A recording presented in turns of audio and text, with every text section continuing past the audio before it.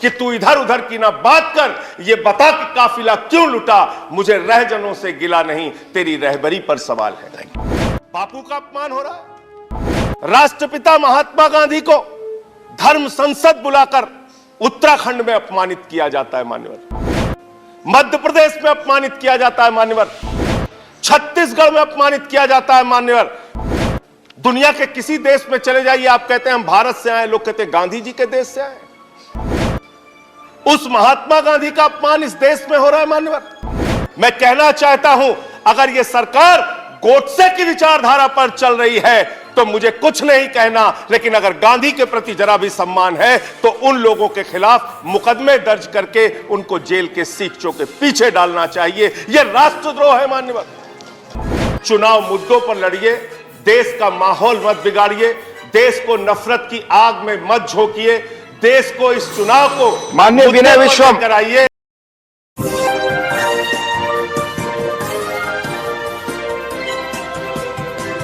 माननीय संजय सिंह प्लीज।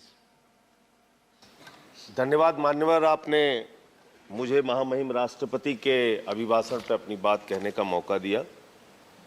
मान्यवर, जब मैं महामहिम राष्ट्रपति जी का अभिभाषण पढ़ रहा था तो मुझे लगा कि इतनी बड़ी बड़ी बातें इस भाषण में सरकार के द्वारा महामहिम जी के माध्यम से कहलवाई गई है, जिसका वास्तविकता से कोई लेना देना नहीं है।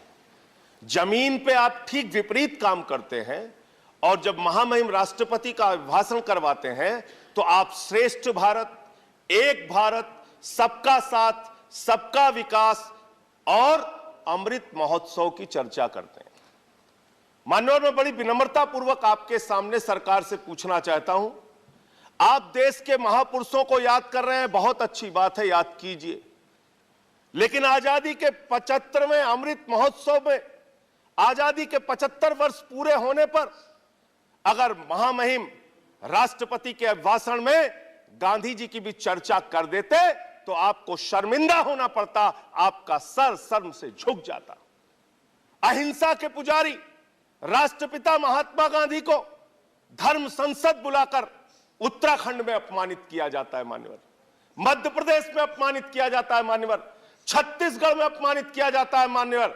मैं कहना चाहता हूं, अगर यह सरकार गोडसे की विचारधारा पर चल रही है तो मुझे कुछ नहीं कहना, लेकिन अगर गांधी के प्रति जरा भी सम्मान है तो उन लोगों के खिलाफ मुकदमे दर्ज करके उनको जेल के सीखचों के पीछे डालना चाहिए। यह राष्ट्रद्रोह है मान्यवर। बापू का अपमान हो रहा है। दुनिया के किसी देश में चले जाइए, आप कहते हैं हम भारत से आए, लोग कहते हैं गांधी जी के देश से आए। उस महात्मा गांधी का अपमान इस देश में हो रहा है मान्यवर, आजादी के 75वें साल में, और सरकार खामोश, प्रधानमंत्री जी खामोश, कोई उसकी चर्चा नहीं करते, क्योंकि कहीं ना कहीं भारतीय जनता पार्टी जिस विचारधारा से आती है वो विचारधारा गोडसे को महिमा मंडित करने की विचारधारा है, गांधी के विपरीत काम करने वाली विचारधारा है। दूसरी बात मान्यवर, सबका साथ सबका विकास का जिक्र किया गया। एक तरफ आप सबका साथ सबका विकास का जिक्र करते हैं, दूसरे तरफ आपके नेता उत्तर प्रदेश के मुख्यमंत्री कहते हैं, आदित्यनाथ जी भाषण देते हैं, यूपी का चुनाव 80 और 20 पर होगा, 80 और 20 पर होगा। ये 80 और 20 क्या है? मैं आपसे पूछना चाहता हूं बड़ी विनम्रता पूर्वक, वो कोरोना की महामारी में जो लाखों लोग मारे गए वो 80 में आते हैं कि 20 में आते हैं? वो किसान जो 1 साल तक सड़कों पर बैठा रहा, 750 किसान शहीद हो गए, वो 80 में आते हैं या 20 में आते हैं? वो खुशी दुबे उत्तर प्रदेश की बेटी जो 1.5 साल से जेल में सड़ रही है, वो प्रभात मिश्रा जिसका फर्जी इनकाउंटर हो गया, वो हाथरस की बेटी जिसको रात में 2 बजे जला दिया गया, वो नौजवान जो लाठियों से पीटे जाते हैं मान्यवर, वो 80 में आते हैं या 20 में आते हैं? ये 80 और 20 में हिंदुस्तान को बांटना बंद करो, गरीब बच्चों के फीस पे चर्चा करो, तरक्की पर चर्चा करो। आप किस ओर हिंदुस्तान को लेकर जाना चाहते हैं? क्या आप करना चाहते हैं? आपने श्रेष्ठ भारत कहा, 17वें पॉइंट को मैं पढ़ रहा था मानो, श्रेष्ठ भारत, और इस श्रेष्ठ भारत के साथ आप क्या कर रहे हैं?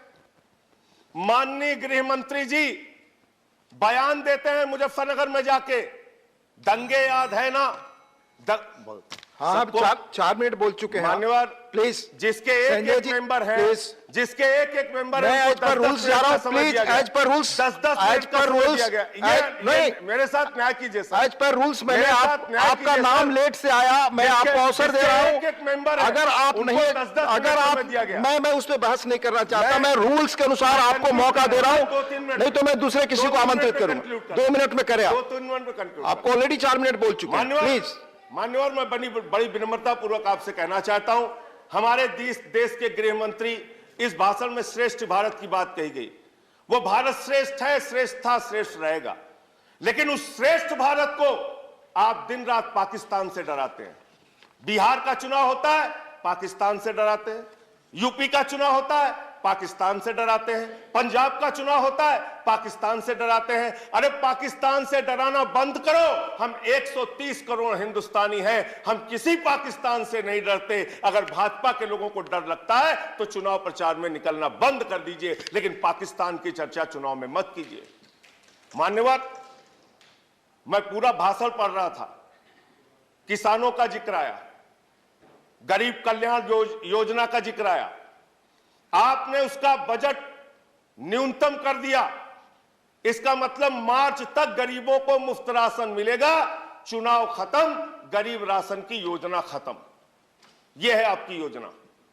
हम सारे लोग श्रेष्ठ भारत को मानते हैं, भारत माता की जय लगाते हैं, लेकिन भारत माता, मैं कंक्लूड कर रहा हूं सर, भारत माता की जय तो तब होगी जब उस मां के 130 करोड़ बच्चे, हिंदू हो, मुसलमान हो, सिख हो, ईसाई हो, अगड़ा हो, पिछड़ा हो, दलित हो, सवर्ण हो, जब सब खुशहाल रहेंगे, एक साथ मिलकर चलेंगे, तब भारत माता की सही मायने में जय होगी। जब गरीब बच्चों को अच्छी शिक्षा मिलेगी मान्यवर, अच्छा इलाज मिलेगा मान्यवर, तब ये देश, जब किसान को उसके फसल का दाम मिलेगा, तब भारत माता की जय होगी। इसलिए जो भाषण में आपने लिखा, जो बात आपकी सरकार की ओर से कहलवाई गई और जो आपका कर्म है, उसके बारे में एक ही बात कहना चाहता हूं कि तू इधर उधर की ना बात कर, ये बता कि काफिला क्यों लुटा। मुझे रहजनों से गिला नहीं, तेरी रहबरी पर सवाल है। थैंक यू तेरी रहबरी पर सवाल है। थैंक यू माननीय विनय विश्वम जी। अंतिम 1 मिनट सर, मैं खत्म कर रहा हूं सर। 1 मिनट नहीं, आप कंक्लूड मैं करें। अंतिम 1 मिनट में खत्म कर रहा हूं। नहीं 1 मिनट नहीं दे सकते, मैं सॉरी। खत्म कर रहा हूं सर। माननीय विनय विश्वम जी, मैं खत्म कर रहा हूं सर, खत्म कर रहा हूं।